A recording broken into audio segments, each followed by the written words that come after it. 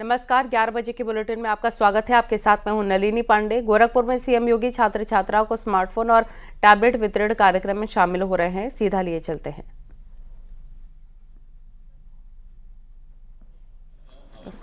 आप देख सकते हैं तस्वीरें। सीएम योगी आदित्यनाथ और साथ ही सांसद रवि किशन भी मौजूद है वहां पर मंच पर।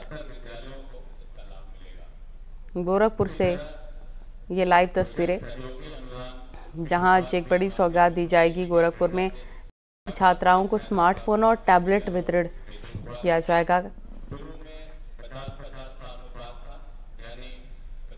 लाइव तस्वीरें आप गोरखपुर से देख रहे हैं। आज सीएम योगी आदित्यनाथ ने जनता दरबार भी लगाया है। गोरखपुर में जनता की फरियाद भी सुनी है और अब बड़ी सौगात स्टूडेंट्स को।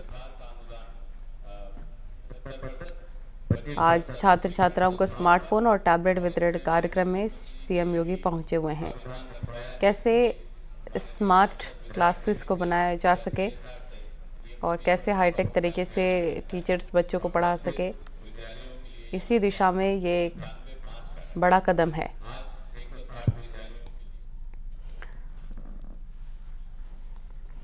खबरों में आगे बढ़ते हैं। कौशाम्बी में बारात में करंट लगने से 3 लोगों की मौत हो गई, जबकि कई लोगों के झुलसने की खबर है। दरअसल बारिश के चलते डीजे की लाइट में करंट उतरने से हादसा हुआ। पूरा मामला कोकराझ थाना क्षेत्र के उसरापुर का है।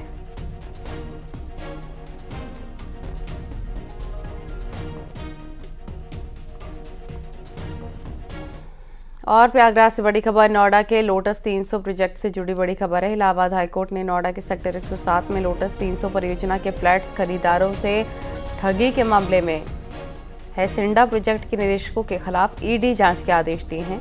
निदेशकों पर धोखाधड़ी और गबन का आरोप लगा है। बायर्स और बैंक से धोखाधड़ी का आरोप है।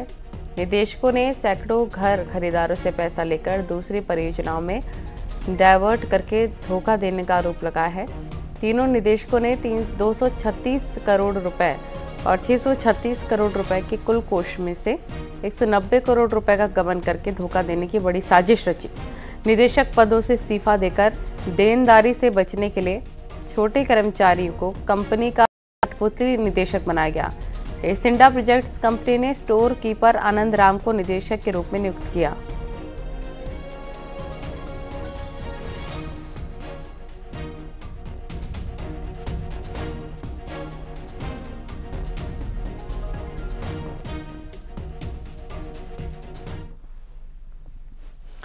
लखनऊ से बड़ी खबर है। सूत्रों के हवाले से आज मंत्रिमंडल विस्तार की संभावना नहीं है। सूत्र ये बता रहे हैं जल्द होगी मंत्रिमंडल विस्तार की तारीख की घोषणा। 5 मंत्री किए जा सकते हैं शामिल। आरएलडी और एसबीएसपी को एक मंत्री पद, बीजेपी के 3 मंत्री शपथ ले सकते हैं। सूत्रों के हवाले से बड़ी खबर। तो आज संभावना नहीं बन रही है मंत्रिमंडल विस्तार की, सूत्र ये बता रहे हैं। हर किसी की निगाहें इसी पर टिकी है मंत्रिमंडल विस्तार पर, लेकिन आज नहीं हो सकता है मंत्रिमंडल का विस्तार, ये सूत्र बता रहे हैं।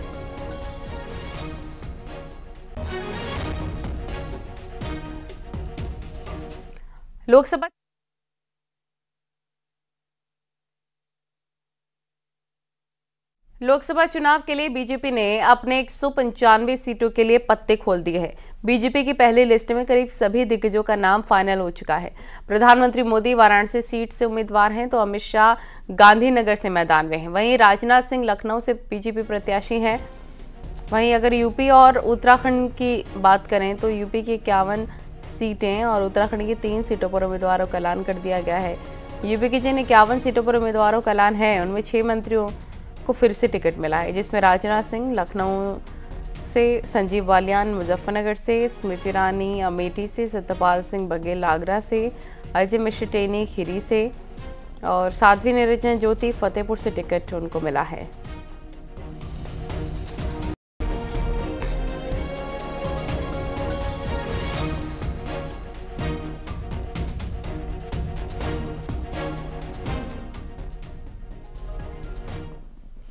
लोकसभा चुनाव के लिए जारी बीजेपी की पहली लिस्ट में गौतम बुद्ध नगर लोकसभा सीट से तीसरी बार डॉक्टर महेश शर्मा को प्रत्याशी बनाया गया।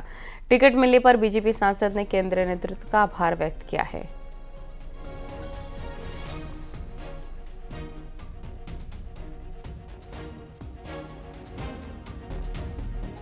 चाहेंगे तीसरी बार विश्वास जताया और आप चुनावी मैदान में हैं। देखिए, मैं धन्यवाद देता हूं अपने पार्टी के मुखिया, हमारे अभिभावक और 140 करोड़ देशवासियों की आशाओं के प्रतीक हमारे यशस्वी प्रधानमंत्री नरेंद्र मोदी जी का, जिन्होंने मुझ पर यह विश्वास जताया कि मैं तीसरी बार अपने इस उत्तर प्रदेश ही नहीं देश की जो इम्पोर्टेंट सीट मानी जाती है, उत्तर प्रदेश की आर्थिक राजधानी के रूप में जिसकी पहचान बनी है, उसका प्रतिनिधित्व करूं। मैं किन शब्दों में उनका धन्यवाद दूं?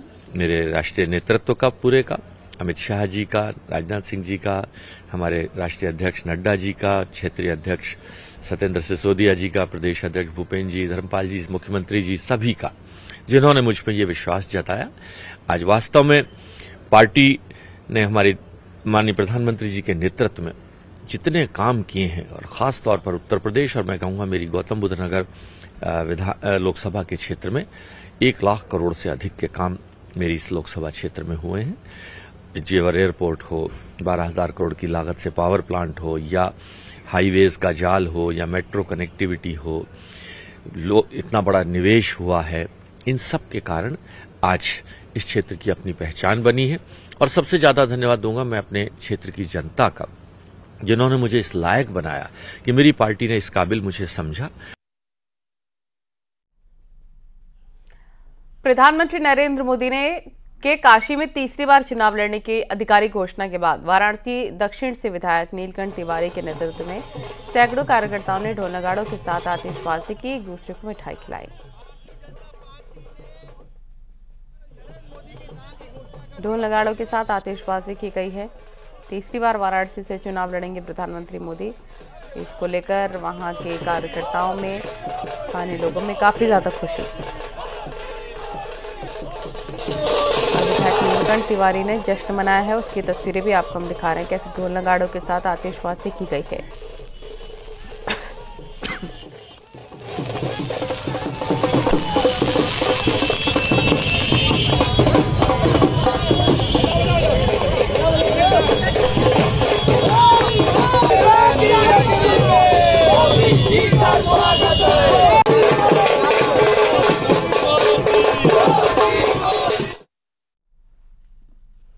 लोकसभा चुनाव की पहली लिस्ट जारी होने पर यूपी के डिप्टी सीएम ब्रजेश पाठक ने कहा है, उन्होंने कहा कि जिन्हें टिकट मिला है सभी लोग चुनाव जीत कर आएंगे।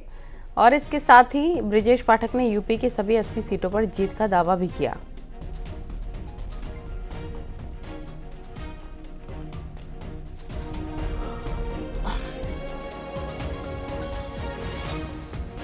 सभी उम्मीदवार जीत कर आएंगे, ये दावा किया है ब्रजेश पाठक ने। उन्होंने सभी को बधाई भी दी है।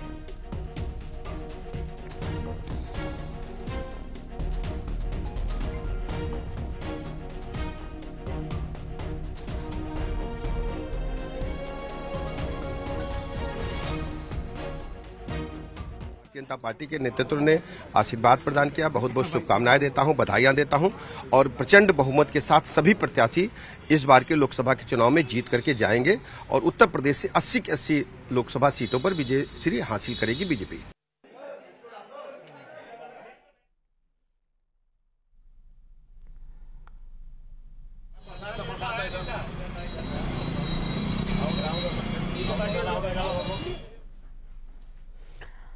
और अब बात उन 4 भोजपुरी कलाकारों की जिन्हें बीजेपी ने पहली लिस्ट में जगह दी है। रवि किशन सीट गोरखपुर, मनोज तिवारी को उत्तर पूर्वी दिल्ली से, दिनेश लाल यादव निरहुआ को आजमगढ़ सीट से, पवन सिंह को आसनसोल से टिकट दिया गया है। ये भोजपुरी स्टार्स हैं, भोजपुरी कलाकार हैं जिन्हें बीजेपी ने पहली लिस्ट में जगह दी है।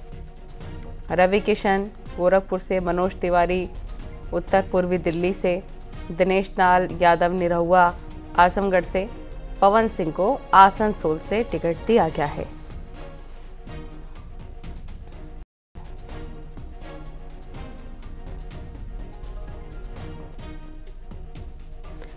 4 भोजपुरी कलाकार जिन पर शीर्ष नेतृत्व ने भरोसा व्यक्त किया है।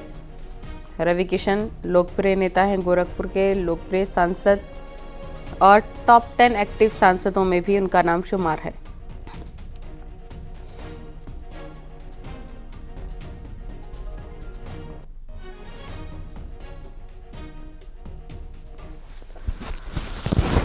Jyoti Prakash Maskara ji is a very great man.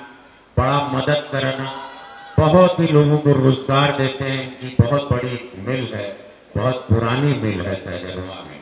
आपका स्वागत है। तो युवा आज ही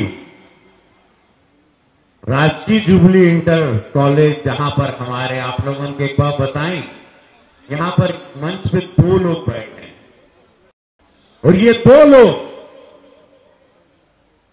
अपने जीवन में बहुत बड़े व्यक्ति बने और आज वे मंच पर पूज्य महाराज जी के सानिध्य में बैठे हैं। वो लोग यहीं के छात्र हैं और वो हैं माननीय विधायक सहजनवा श्री प्रदीप शुक्ला जी, हमारे महानगर के बहुत कर्मठ कार्यकर्ता, भाजपा के महानगर अध्यक्ष श्री राजेश गुप्ता जी। दोनों एक बार खड़े हो जाएं। और ये आप लोग यहीं से पढ़ रहे हैं, वाह, आप भी यहीं, अरे मेयर साहब भी यहीं से पढ़े हैं। तो 3 लोग, भाई ये स्कूल में कौन टाइप का पढ़ाई होता आदमी। रवि किशन को आप सुन रहे थे। इसी बीच एक बड़ी खबर कानपुर से, आईएसआई एजेंट गुड्डू को 10 साल की सजा हुई है। एडीजे 8 कोर्ट ने 10 साल की सजा सुनाई है। 50,000 रुपए का अर्थदंड भी दिया। गुड्डू पर सैन्य ठिकानों की जानकारी भेजने का आरोप है। एटीएस ने 18 सितंबर 2011 को गिरफ्तार किया था।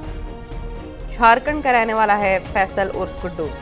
रांची छावनी, प्रयागराज, बबीना, कानपुर के सैन्य ठिकानों की सूचना आईएसआई को भेजने के मामले में ये बड़ी कार्रवाई, बड़ी सजा मिली है।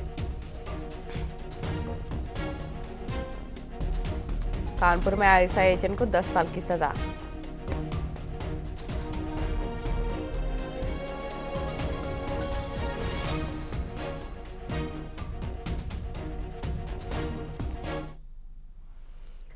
और यहां वक्त हो गया एक छोटे से ब्रेक।